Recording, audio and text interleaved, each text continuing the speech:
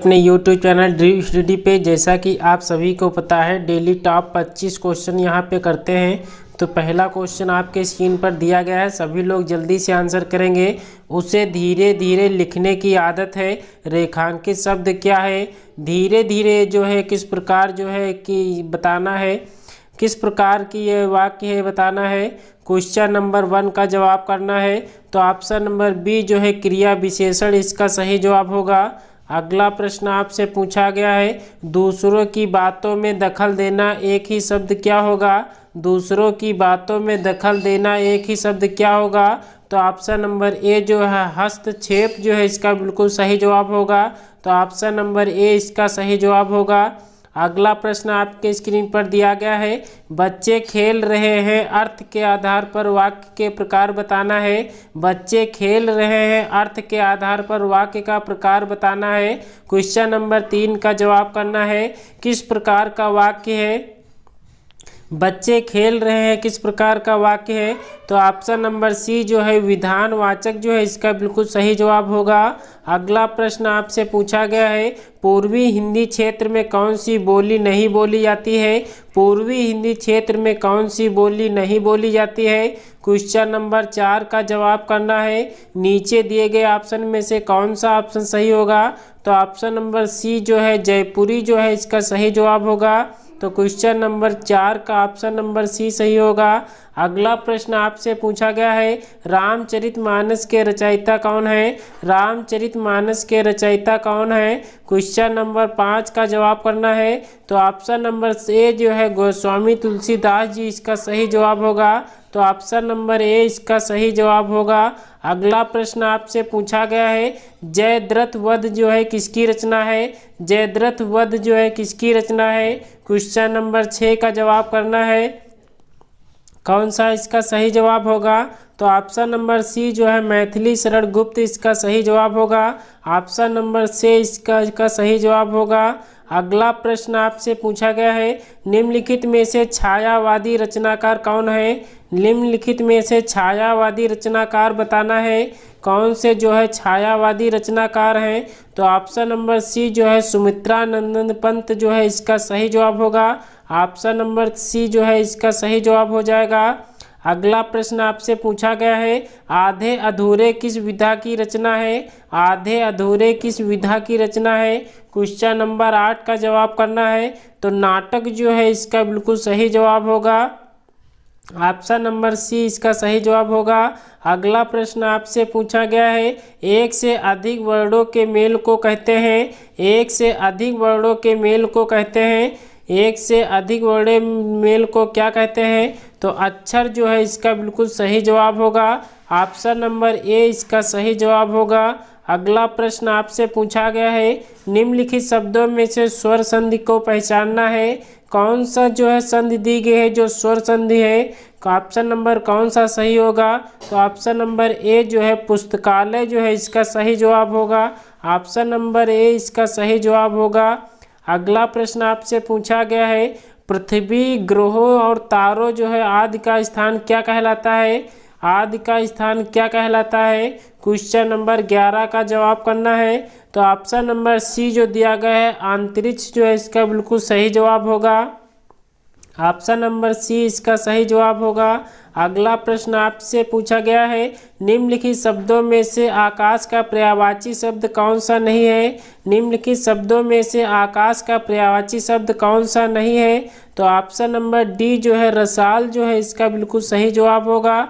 Option number D जो है इसका सही जवाब होगा। अगला प्रश्न आपसे पूछा गया है, निम्नलिखित शब्दों में से विदेशी शब्द को पहचानिए। निम्नलिखित में से शब्दों जो है विदेशी शब्द को पहचानना है, कौन सा सही जवाब होगा। तो ऑप्शन नंबर ए जो है ग्लास जो है इसका बिल्कुल सही जवाब होगा। ऑप्शन नंबर ए इसका सही जवाब हो जाएगा। अगला प्रश्न आपसे पूछा गया है, निम्नलिखित शब्दों में से अर्ध तत्सम को पहचानना है। अर्ध तत्सम शब्द को बताना है, दिए गए ऑप्शन में से कौन सा अर्ध तत्सम है। तो ऑप्शन नंबर सी जो है दई जो है इसका बिल्कुल सही जवाब होगा। दई जो है अर्ध तत्सम शब्द है। अगला प्रश्न आपसे पूछा गया है, निम्नलिखित में से तद्भव शब्द कौन सा है? निम्नलिखित में से तद्भव शब्द बताना है। तो ऑप्शन नंबर ए जो है आलस जो है इसका सही जवाब होगा। आलस जो है तद्भव शब्द है, तो ऑप्शन नंबर ए इसका सही जवाब हो जाएगा। अगला प्रश्न आपसे पूछा गया है, ऋषि की गाय बहुत दूध देती है, वाक्य में रेखांकित शब्द जो है किस प्रकार का उदाहरण है? किस प्रकार का उदाहरण है? बहुत जो ये है किस प्रकार का विशेषण उदाहरण है? तो ऑप्शन नंबर सी जो है प्रमाणवाचक जो है इसका बिल्कुल सही जवाब होगा। तो ऑप्शन नंबर सी इसका सही जवाब हो जाएगा। अगला प्रश्न आपसे पूछा गया है, निम्नलिखित में से पार्श्विक ध्वनि कौन सी है? पार्श्विक ध्वनि बताना है। दिए गए ऑप्शन में से कौन सा सही जवाब होगा? तो ऑप्शन नंबर बी जो है ला जो है इसका सही जवाब होगा। पार्श्विक ध्वनि जो है ला होती है, तो ऑप्शन नंबर बी इसका सही जवाब होगा। अगला प्रश्न देखते हैं क्या पूछा गया है, निम्नलिखित में से प्रत्येक शब्द में कौन सा उपसर्ग लगा हुआ है? प्रत्येक शब्द में कौन सा उपसर्ग लगा हुआ है? कौन सा इसका सही जवाब होगा? तो ऑप्शन नंबर डी जो है प्रति जो है इसका सही जवाब होगा। प्रत्येक में जो उपसर्ग लगा हुआ है वो प्रति लगा हुआ है, तो ऑप्शन नंबर डी इसका सही जवाब हो जाएगा। अगला प्रश्न आपसे पूछा गया है, बैठक शब्द में कौन सा प्रत्यय लगा हुआ है? बैठक शब्द में प्रत्यय बताना है। तो बैठक में जो है अक जो है इसका बिल्कुल सही जवाब होगा। अक जो है प्रत्यय लगा हुआ है, तो ऑप्शन नंबर सी इसका सही जवाब हो जाएगा। अगला प्रश्न आपसे पूछा गया है, निम्नलिखित में से कौन सा शब्द स्त्रीलिंग है? स्त्रीलिंग शब्द बताना है। क्वेश्चन नंबर 20 का जवाब करना है। तो केतली जो है इसका सही जवाब होगा। केतली जो है स्त्रीलिंग शब्द है। अगला प्रश्न आपसे पूछा गया है, वचन से फिरना के लिए उचित मुहावरा क्या होगा? वचन से फिरना मुहावरे के लिए एक शब्द क्या होगा? क्वेश्चन नंबर 21 का जवाब करना है। वचन से फिरना मुहावरा क्या सही होगा? तो ऑप्शन नंबर ए जो है इसका बिल्कुल सही जवाब होगा। क्वेश्चन नंबर 21 का ऑप्शन नंबर ए सही हो जाएगा। अगला प्रश्न आपसे पूछा गया है, पृथ्वीराज रासो हिंदी साहित्य के किस काल में लिखा गया है? हिंदी साहित्य के किस काल में लिखा गया है? पृथ्वीराज रासो जो है हिंदी साहित्य के किस काल में लिखा गया है? तो ऑप्शन नंबर ए जो है आदिकाल जो है इसका बिल्कुल सही जवाब होगा। तो क्वेश्चन नंबर 22 का जवाब ऑप्शन ए सही होगा। अगला प्रश्न आपसे पूछा गया है, हिंदी साहित्य की भूमिका के लेखक कौन है? हिंदी साहित्य की भूमिका के लेखक कौन है? क्वेश्चन नंबर 23 का जवाब करना है। तो ऑप्शन नंबर सी जो है रामविलास शर्मा जो है इसका बिल्कुल सही जवाब होगा। तो ऑप्शन नंबर सी इसका सही जवाब होगा। अगला प्रश्न आपसे पूछा गया है, अवधी बोली किस अपभ्रंश से विकसित हुई है? अवधी बोली किस अपभ्रंश से विकसित हुई है? कौन सा इसका सही जवाब होगा? तो ऑप्शन नंबर बी जो है अर्धमगधी जो है इसका सही जवाब होगा। अवधी बोली जो है अर्धमगधी से विकसित हुई है, तो ऑप्शन नंबर बी इसका सही जवाब होगा।